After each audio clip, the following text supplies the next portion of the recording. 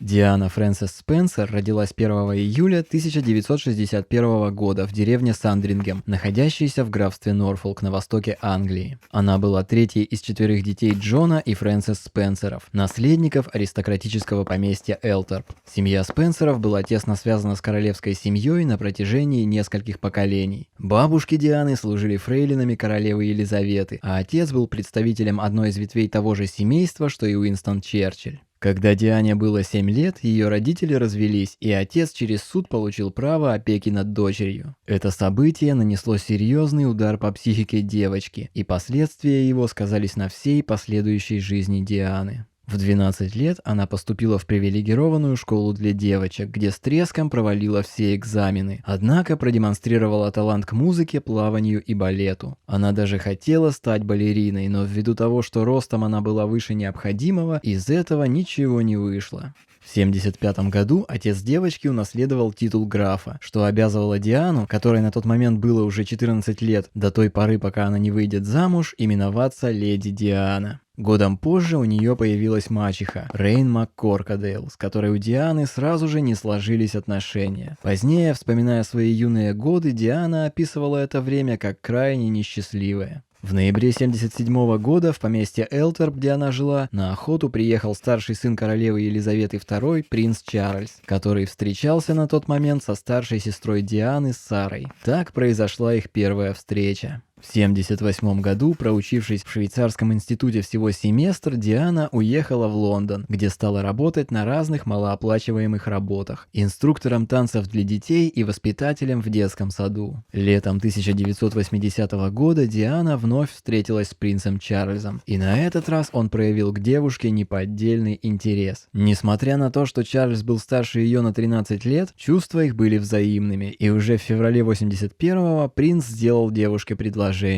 29 июля 1981 года в соборе Святого Павла в Лондоне пара поженилась. Традиционно такие события проходили в Вестминстерском аббатстве, но собор мог вместить больше гостей, поэтому церемонию, вопреки всему, решено было перенести именно туда. Чтобы увидеть своими глазами и поприветствовать свадебный кортеж, следующий к месту проведения свадьбы, на улицах Лондона собралось более 600 тысяч человек. Подвенечное платье Дианы обошлось в 9000 фунтов, что по королевским меркам в принципе не так уж и много, а длина ее фаты составила целых 7,5 метров. Во время церемонии случился забавный казус. Когда у алтаря Диана произносила полное имя супруга, Чарльз Филипп Артур Георг, она запуталась и назвала его в неправильном порядке. А еще по просьбе новобрачных традиционная часть обета была изменена, и была убрана фраза, в которой невеста клянется чтить мужа, что послужило поводом для многочисленных слухов и комментариев в народе. Ведь за церемонией по телевидению наблюдал весь мир, и аудитория телезрителей составила около 750 миллионов человек. В том же году Диана и Чарльз узнали, что ждут первенца. На 12-й неделе беременности принцесса упала с лестницы, но, к счастью, ребенок не пострадал. В своих поздних интервью Диана призналась, что намеренно совершила это падение, причиной чему, по ее словам, было стрессовое состояние. Своих 2 сыновей, принца Уильяма в июне 1982 года и принца Гарри в сентябре 1984 она родила в госпитале Святой Марии, чем снова нарушила устои королевской семьи. Ведь по сложившейся традиции наследники престола должны были рождаться только в королевском дворце. Диана уделяла особое внимание воспитанию детей. Она стремилась, чтобы дети росли как можно обычнее. Принцесса сама выбрала их первые имена, отказалась от няни, планировала их выходы в свет, выбирала школу и возила их туда сама, когда позволял график. Она даже организовывала свои общественные обязанности, основываясь исключительно на расписании детей. С 1983 года Диана и Чарльз очень много путешествовали. И в свои первые поездки в Новую Зеландию и Австралию по рекомендации австралийского премьер-министра даже взяли с собой малыша Уильяма.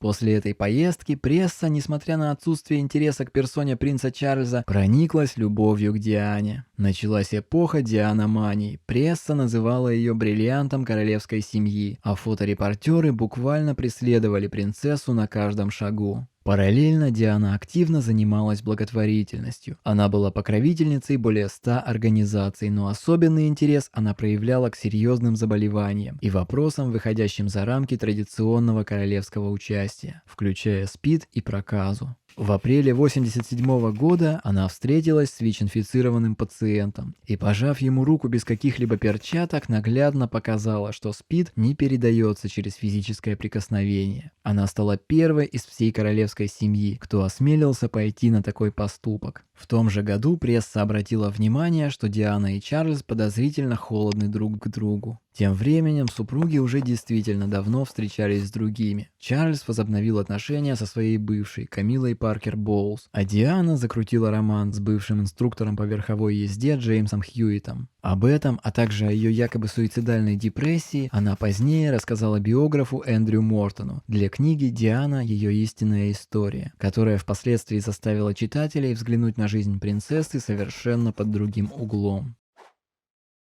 С 92 по 93 годы в прессу регулярно стали просачиваться записи телефонных звонков Дианы с Чарльзом и ее возможными любовниками. В ноябре 1995 года на канале BBC Диана дала интервью, в котором подробно рассказала о сложностях своего брака и взаимных изменах. После этого пара по обоюдному согласию, а также по рекомендации самой королевы, решила разойтись. В августе 1996 года их брак был официально расторгнут. Условия развода диктовала Диана, чем жутко раздражала Букингемский дворец. Однако на ее теплые отношения с королевой Елизаветой II это совсем не повлияло. А вот Чарльз настоял на лишении Дианы титула ее королевское высочество, говорящим о принадлежности к королевской семье и дающим все надлежащие привилегии. Однако титул принцессы Уэльской Диана не утратила, и как мать наследника трона ее продолжили считать членом королевской семьи. Она также не перестала посещать различные события и мероприятия, но число патронируемых благотворительных организаций ей по понятным причинам пришлось кардинально сократить. После развода Диана сблизилась с мачехой, которая познакомила ее с сыном одного египетского миллиардера, кинопродюсером Доди Аль-Фаедом, и по неподтвержденным слухам они даже начали встречаться. 31 августа 1997 года Диана вместе с Доди попала в страшную автокатастрофу в тоннеле перед мостом Альма в Париже. К сожалению, в этой аварии выжить никому не удалось. Причина катастрофы не вполне ясна, и по сей день существует ряд версий. То ли водитель был пьян, то ли они вынуждены были гнать на большой скорости, скрываясь от преследования фоторепортеров. Ну и, конечно, без теорий заговора тут не обошлось. В день похорон королева Елизавета II отдала дань уважения невестке в прямой телетрансляции, а певец и композитор Элтон Джон, который был хорошим другом Дианы, единственный раз вживую исполнил ремейк песни «Candle in the Wind», написанной им еще в 1973 году в посвящение Мэрилин Монро. Внезапная смерть публичной и любимой народом девушки вызвала волну соболезнования и горя. Даже многие месяцы спустя у Кенсингтонского дворца люди оставляли цветы, открытки, свечи и личные письма королевской семье. Тело Дианы покоится на частном кладбище с ограниченным допуском, а вокруг мемориала растет 36 деревьев в знак 36 лет ее жизни. Принцесса Диана стала символом обновления королевских традиций. Она была первой англичанкой за 300 лет, вышедшей замуж за первого находящегося в очереди на престол. Она стала первой принцессой в королевской семье, работавшей до помолвки по найму. Диана осмелилась перевернуть представление всего мира о британской королевской семье, показав, что они тоже люди со своими проблемами и неудачами. При этом она стала настоящим законодателем моды своего времени. Дизайнеры и стилисты со всего мира до сих пор вдохновляются ее образами, а маленькая сумочка, которая называется клатч, стала неотъемлемым спутником многих девушек при выходе из автомобиля. Ее любовь к благотворительности и внимание к ВИЧ-заболеваниям спасли жизнь многим людям. Диане удалось сохранить человечность, простоту и благодарность за все, что дарила ей жизнь. Она моментально отправляла письма с благодарностями даже за мельчайшую услугу, которую ей оказывали. Диана была настолько неординарной личностью, что по прошествии уже многих лет разговоры про нее не утихают и по сей день. Про нее пишут книги, снимают художественные и документальные фильмы, выходят телерепортажи. Ее загадочная гибель все еще рождает множество споров и расследований, но, как это часто бывает, истину мы, скорее всего, так никогда и не узнаем. Это была история Дианы, принцессы Уэльской. Вы на канале Short History. Подписывайтесь, чтобы не пропустить новые выпуски наших коротких историй. Ставьте лайки, жмите колокольчик, становитесь нашими спонсорами, пишите комментарии, будьте с нами.